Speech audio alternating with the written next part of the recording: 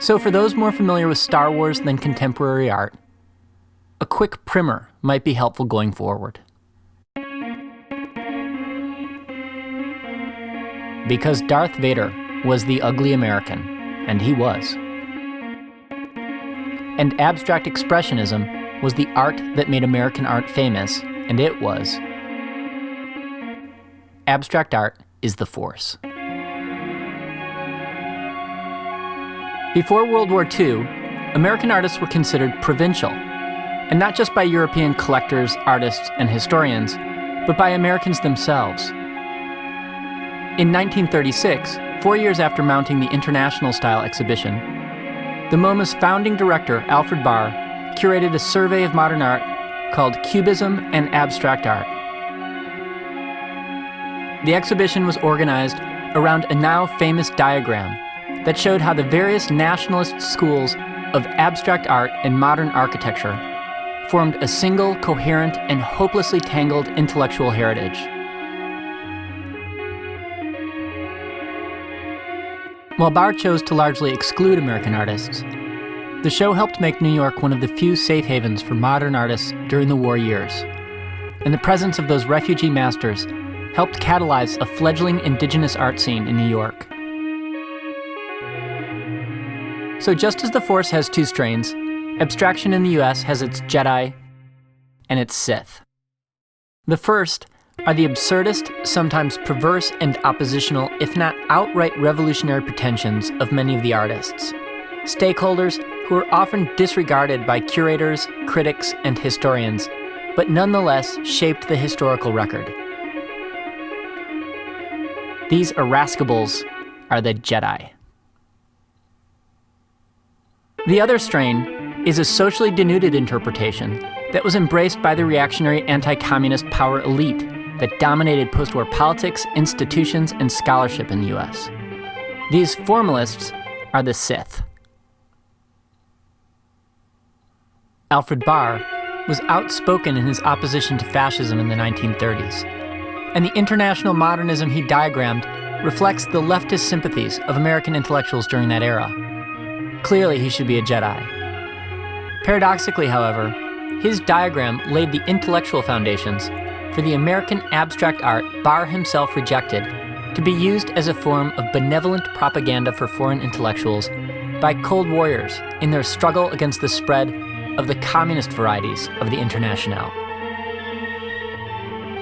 And in 1952, he would be forced to defend modern art against reactionary anti-communist crusaders and would deny the importance of the leftist ideals central to so many artists. So while he was a genuinely sympathetic character, Barr is a Sith. In the post-war years, Clement Greenberg was the lion of American formalism, so he's the emperor. The minimalist artist Robert Morris produced some of the most compelling and coherent writings on minimalist art. He would be Obi-Wan Kenobi. Donald Judd started his career as an art critic and was one, if not the most influential, of the minimalist artists during his lifetime. And while he produced many of the masterpieces of minimalist art, his writings haven't aged very well.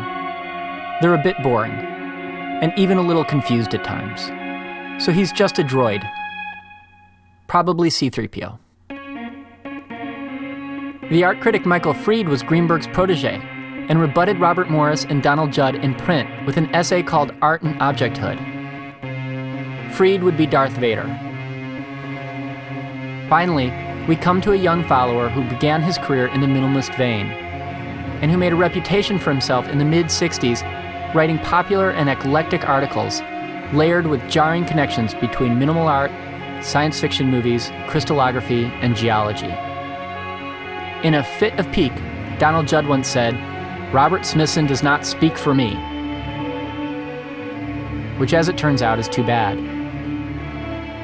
Smithson's writings have aged much better than Judd's. Famously, Artforum magazine published a letter to the editor in which Smithson lampooned art and objecthood. It was a critique the author Michael Fried later described as brilliant, admitting that Smithson was by far the most powerful and interesting critic of his work generally. Because Freed is our Darth Vader, Smithson is our Luke Skywalker. And although Smithson began by making boxy minimalist-like objects, he's now most famous as an earthworks artist.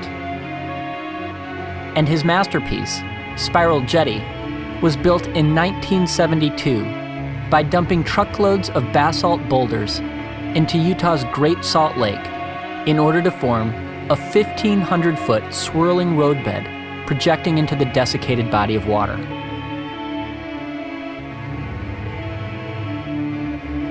But 6 years earlier, a full 2 years before 2001 would premiere, Smithson published an essay that began with a long passage quoted from a science fiction story that described a vast desert landscape dotted with uncanny monolith-like pillars.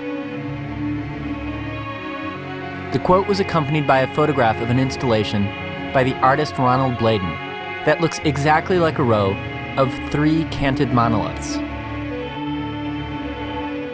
And it was one such prescient observation of Smithson's that sparked this artist's commentary. Just as Luke Skywalker daydreamed of flying in the Rebellion, Robert Smithson's first flirtation with Earth art was a vision of flight as rebellion. His first push to escape the confines of New York galleries was something he called aerial art.